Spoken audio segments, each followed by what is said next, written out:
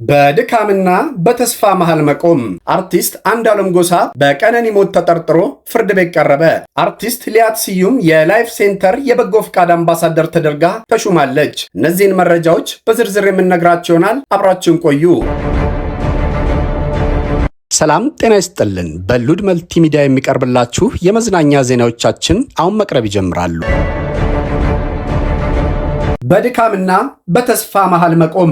ሰይፉ ፋንታሁን ታሪክ የማይዘነጋቸው የድካም ሰዓታት ተስፈኝነቱን ከገጹ የማይነሳ ልዩ ክስተት ሆኖ ተገልጧል። አሁንማ እንደ ቢንያም የእሱም ገጽ ያሳዘነኝ ጀምሯል። አንድዬ ብርታቱን ይስጠው ሲል በሶሻል ገጹ ላይ ያሰፈረው ያሬድ ሹመቴ ነው።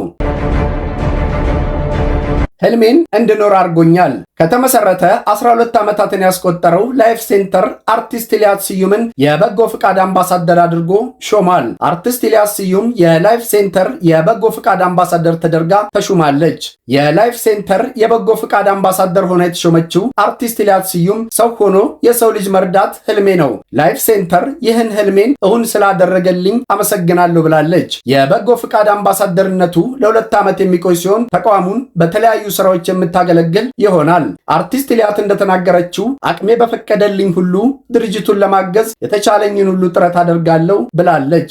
የላይፍ ሴንተር መስራች ወይዘሮ ሙሉ ግርማይ በተራቡ ህጻናትና ሰዎች ስም መነገድ ወንጀል ብቻ ሳይሆን በፈጣሪ የሚያስጠይቅም ነው ብለዋል።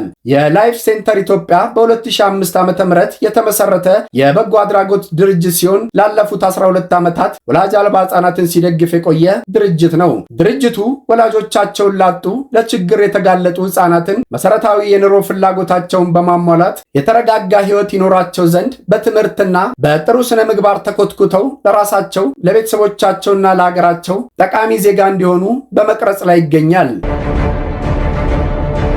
አርቲስት አንዱዓለም ጎሳ በቀነኒ ሞት ተጠርጥሮ ፍርድ ቤት ቀረበ።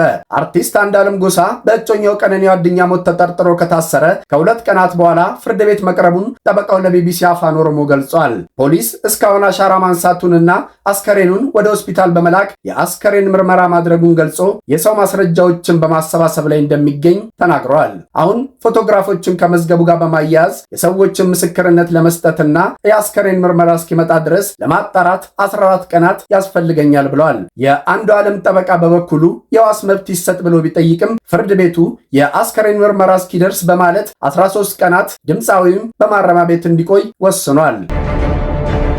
ተመልካቾቻችን ለዛሬ ያዘጋጀንላችሁ የመዝናኛ ዜናዎቻችን እነዚህን ይመስላሉ። በሌላ አዳዲስ የመዝናኛ ፕሮግራሞች እስክንገናኝ ቸር ቆዩልን።